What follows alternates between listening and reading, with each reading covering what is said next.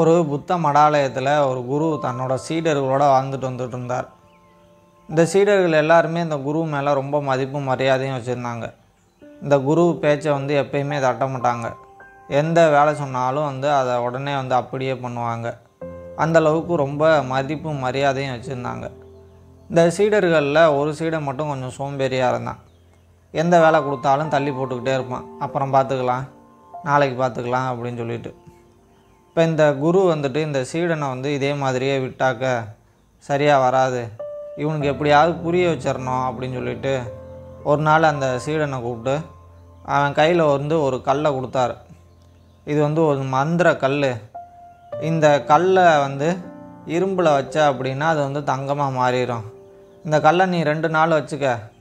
அதை வச்சு உன்னால் எவ்வளோ தங்கம் தயார் பண்ண முடியுமோ தயார் பண்ணிக்க. ஆனால் ஒரு நிபந்தனை, 2வது நாள் சாயந்தரம் சூரியன் மறையறதுக்குள்ளார நீ எவ்வளோ தங்கம் தயார் பண்ண முடியுமோ தயார் பண்ணிக்கணும். சூரியன் மறைஞ்சதுக்கப்புறம் இந்த கல்லை நான் திரும்பவும் வாங்கிடுவேன் அப்படின்னு சொல்லிவிட்டு அந்த கல்லை அவன் கையில் கொடுத்தாரு. இந்த சீடனுக்கு பயங்கர சந்தோஷம். இந்த மந்திர கல்லை வச்சு நம்ம நிறையா தங்கம் தயார் பண்ணலாம் அப்படின்னு சொல்லிவிட்டு அந்த கல்லை எடுத்துகிட்டு போனான்.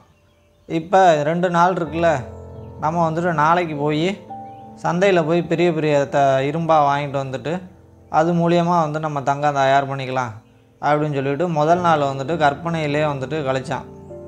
நம்ம எப்படியெல்லாம் இருக்கலாம், பெரிய பெரிய மாளிகை கட்டலாம், மாளிகை முன்னாடி பெரிய தோட்டம் அமைச்சு அதில் நம்ம தினமும் உலா வரலாம், நம்ம போகிறதுக்கு தங்கத்திலே தேர் செஞ்சுக்கலாம், நம்ம கையை நீட்டினா வேலை செய்கிறதுக்கு வேலையாட்கள் காவலர்கள் எல்லாத்தையும் வச்சுக்கலாம், இருக்கிறதுலே நம்ம தான் மிகப்பெரிய செல்வந்தராக இருப்போம் அப்படின்னு சொல்லிட்டு முதல் நாள் கனவுலையும் கற்பனையிலையுமே கழிச்சான்.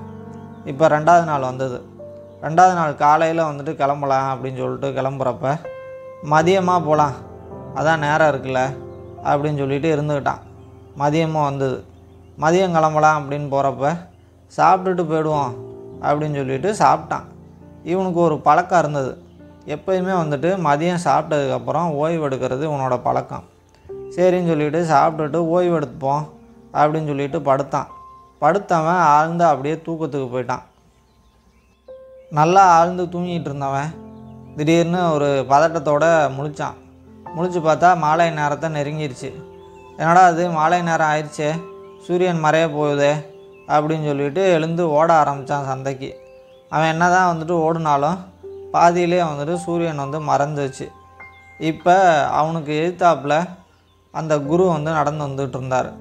இப்போ அந்த குருவை பார்த்தோன்னே இவனுக்கு அழுக தாங்கலை. அந்த குருகிட்ட போயிட்டு, குருவே இன்னும் 1 நாள் மட்டும் இந்த கல்லை எனக்கு கொடுங்க அப்படின்னு சொல்லிட்டு எவ்வளவோ கெஞ்சி பார்த்தான்.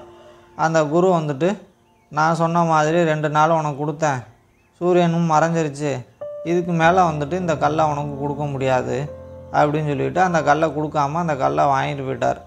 இப்போ இவனுக்கு வேதனை தாங்கலை. இப்போ தான் இந்த சீடன் உணர்ந்தான், நம்ம எவ்வளோ பெரிய வாய்ப்பை இழந்துட்டோம், நம்ம எப்படியெல்லாம் இருக்கணும், எப்படியெல்லாம் இருப்போம் அப்படின்னு சொல்லிட்டு கனவும் கற்பனையிலே இருந்தோம். இப்போ இது எல்லாமே பொய்யா போச்சே, எதையுமே செயல்படுத்த முடியலையே அப்படின்னு சொல்லிட்டு ரொம்ப வருத்தப்பட்டான்.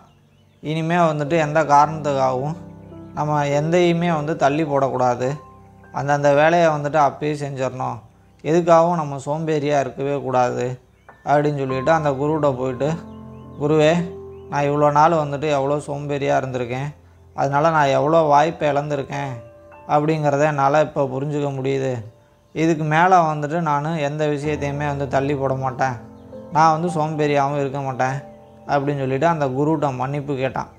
மன்னிப்பு கேட்டுட்டு அவன் அந்த அன்றாட வேலை செய்வான்ல அதை சுறுசுறுப்பாக செய்ய ஆரம்பித்தான்.